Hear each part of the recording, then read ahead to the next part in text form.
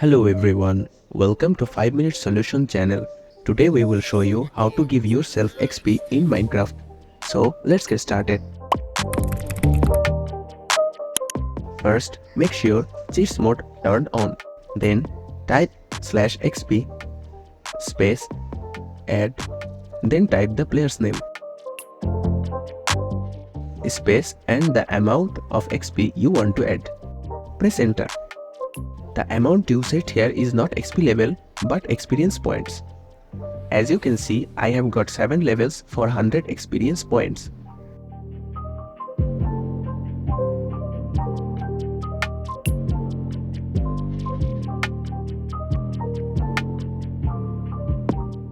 And I got 20 level more for 1000 experience points. And there you have it. If you found this video helpful, don't forget to give it a thumbs up. Subscribe to 5 Minute Solution channel for more Minecraft tips.